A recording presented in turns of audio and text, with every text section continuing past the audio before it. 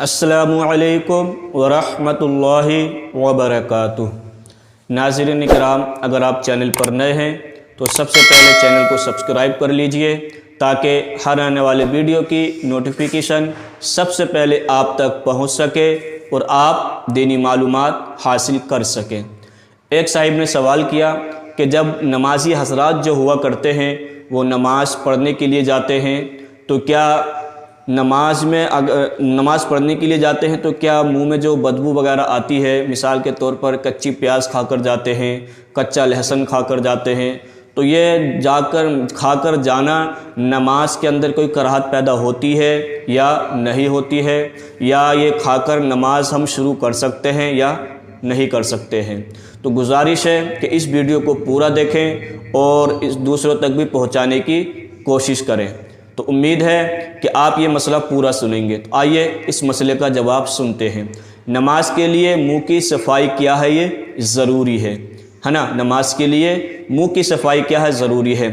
نماز میں منہ کی کمالات صفائی کا لحاظ کیا ہے؟ لازم ہے، یہ لازمی ہے منہ کی صفائی کرنا۔ جب ہم نماز پڑھنے کے لیے جائیں تو منہ کی صفائی کر کر جائیں تاکہ کوئی بدبو وغیرہ منہ سے ہمارے نہیں آنی پائے، ورنہ فرشتوں کو سخت ایذا ہوتی ہے۔ کیا ہوتی ہے؟ فرشتوں کو سخت ایذا ہوتی ہے، سخت تکلیف پہنچتی ہے جب ہمارے منہ سے بدبو آتی ہے، یا کوئی ایسی چیز کھا کر جاتے ہیں نماز کے اندر جس سے بدبو آتی ہے تو اس کے ذریعے سے کیا فرشتوں کو سخت تکلیف پہنچتی ہے۔ اسی لیے بدبودار چیزیں کھانا یعنی کہ اس لیے بدبودار چیزیں جو ہوتی ہیں کھا کر نماز شروع کرنا کیا ہے؟ یہ منع ہے۔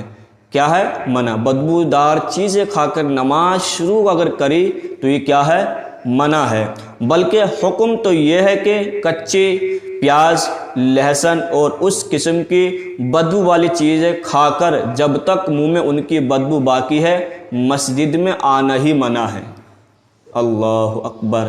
یعنی کہ کچی پیاز، کچا لہسن جو ہوتا کھا کر، تو حکم تو یہ ہے کہ اس قسم کی بدبودار جو چیزیں ہوتی ہیں، اس کے علاوہ اور جو اس قسم کی ہوتی ہیں، تو یہ کھا کر مسجد میں جب تک منہ میں بدبو باقی ہے جب تک مسجد میں ہی نہیں جا سکتا انسان۔ اللہ! مگر آج کل یہ دیکھنے میں آتا ہے کہ کچی پیاز کھا لیتے ہیں اور مسجد کے اندر کیا ہم لوگ چلے جاتے ہیں۔ تو اس کا ہمیں کیا ہے؟ دھیان رکھنا ہے، اور یہ لازمی ہے۔ جب تک ہمارے منہ سے بدبو آئے ہم مسجد میں نہیں جا سکتے۔ کیا ہے؟ یہ منع کیا گیا ہے۔ ان چیزوں کی بو سے فرشتوں کو سخت تکلیف ہوتی ہے۔ ان چیزوں کی بو یعنی کہ بدبو سے فرشتوں کو کیا ہے؟ سخت تکلیف پہنچتی ہے۔ تو خدا را ایسی چیزیں کھا کر مسجد کے اندر نہ جانا چاہیے کہ یہ کیا ہے؟ منع کیا گیا ہے۔ متعدد حدیث میں ہے، احادیث میں ارشاد ہوا ہے کہ بہت ساری حدیثوں میں آیا ہے کہ جب بندہ نماز کو کھڑا ہوتا ہے، کیا؟